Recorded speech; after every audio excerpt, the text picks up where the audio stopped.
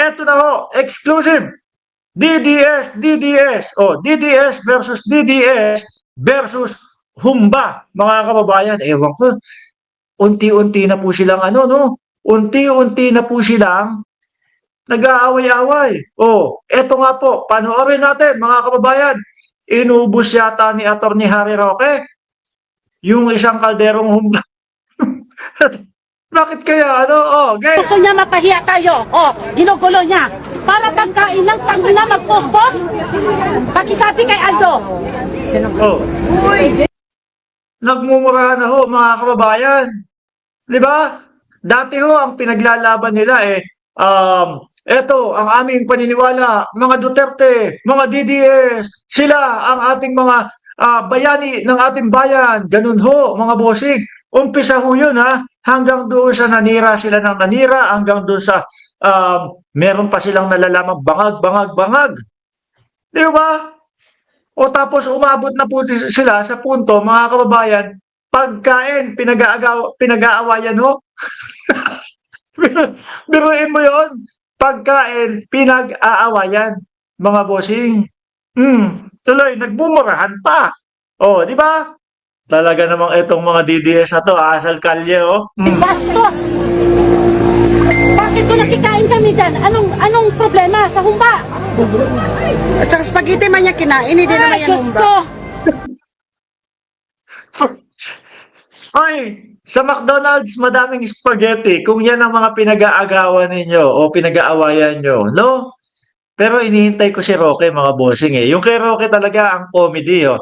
Nakikita ko yung mga comment nyo ha, dyan sa comment section, no? Hindi na lang ako magbabanggit at hindi ako magbabasa para tuloy-tuloy po yung live natin. At para pagkatapos nito, kailangan na po ng mga rehearsals do sa ano eh, sa kasal. Oh. Ayan o.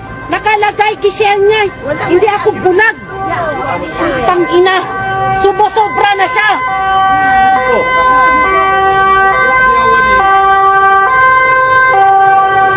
Sino ba yung kaaway? Si Harry Roque na ba yun? Si Harry Roque na ba yung binabanatan, mga kababayan, mga boss chief amo, sir? Bakit ayaw niya magpakita dito? Pumunta siya. Putang ina.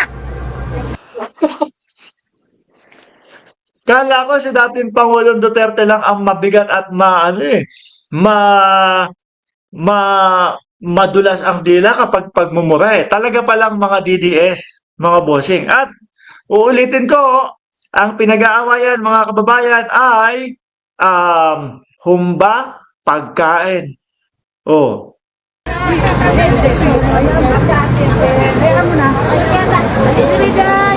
Magbabastos na siya sa mga tao dito sa Duterte. Nag-i-enjoy yung mga tao dito. Siya nung gumagawa ng gulo. Tawagan mo kasi. Hindi ko. pero ang tanong ko ho dito, mga kababayan, hindi kaya merong mga nandyan po sa harap ng ICC o doon sa pagtitipon nila diyan sa dahig na anti-Duterte, mga kababayan? Tingin ko yung pinakita ni Maharlika na iilan na lang po sila, wala nang 500, iilan na lang ho, wala nang 100. Yung pinakita ho nila, mga kababayan, ang tingin ko ho dyan, hindi po ho yan lahat solid Duterte. Bakit po, mga bossing? Pero mo, bakit nila ginagawa ito? No? Bakit ibinibideo pa nila, tapos nag-aaway-away sila, tapos ang dahilan, humba, pagkain. Oh, di ba? Siyempre, iisipin ng mamamayang Pilipino, naku, tignan mo yung mga DDS. Tignan mo yung mga taga-suporta ng dating Pangulong Duterte. Wala na, lasog-lasog na. Bakit? Biruin mo, pati pagkain, pinag-aawayan na. At the same time, hindi naman dapat nila i-post yan para hindi na makita ng taong bayan, ipinopost pa. Baka yung kasama nyo dyan na nag-live o nagpakita o nag-video, tapos in-upload sa YouTube, Facebook o kung saan man social media platform, baka yan ay anti-DDS o anti-Duterte, ha? Kaya i-check nyo yung mga kasama nyo dyan. Oh. Tawagan kasi binlock ako. Sabi lang ko, nakuha po yung attention ko ni ate, mga kababayan eh, oh. Parang hindi malunok-lunok. Parang hirap na hirap po. Ay, grabe. Oh, tuloy. Kaya kung gusto niya magsulong sa Duterte, ito, basahin niyo yung post niya. Binababoy tayo ni Aldo. Oo, yun ang kaaway. Si Aldo. Sino Aldo? Diyan sa kampo ng mga DDS. Di ba? Si Aldo ho yata yung nag-post eh. Yung nag-post kay Atty. Harry Roque, si ate talaga hanggang ngayon. Oh. Tingnan nyo, si ate hanggang ngayon eh talaga namang walang pakialam. Basta ako dito, ngunguya ako. Di ba? Basta ako, mag-away-away kayo dyan, kakain ako dito, pero parang hirap na hirap po yung mukha. Oh. Ayan, may naka-screenshot na lahat sa ginagawa niya. Bakit hindi na lang siya magpunta dito para mag-enjoy? Ano ba yan? Yun talaga gusto niya, pahiyaan? O sige. Tama na, Day. Kumakain tayo ng maayos dito. Ano ba yan? Lahat. Seryo, pilit kong pinapakinggan, mga boss chipamo sir, yung nagsasalita, ano? Kaya lang talagang nakukuha ni ate yung atensyon ko habang kumakain. Parang hirap na hirap pong lunukin yung kinakain eh. Sige nga, oh. Ito lang ba issue sa kanya? Saka sinong nag-share? Talagang ano pa, nilagay pa yung mukha eh, oh.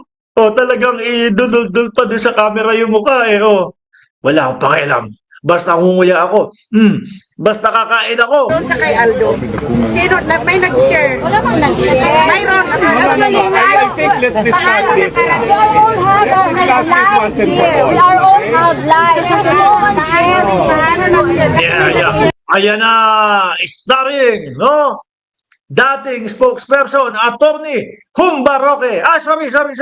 Atty. Harry Roque. Oh, boss, inubos mo daw yung humba. Sige, sabi nila. Walang nag-share. All is live. Are you defending Aldo in the post? No, I never. Ganito yan. May nag-picture to ni Aldo pagkatapos siya yung nag-share doon sa kay Uhoy. Siya nag-share tapos may caption siya mismo. Vlogger na taga Manila. No, this is my appeal, ha? This is my appeal.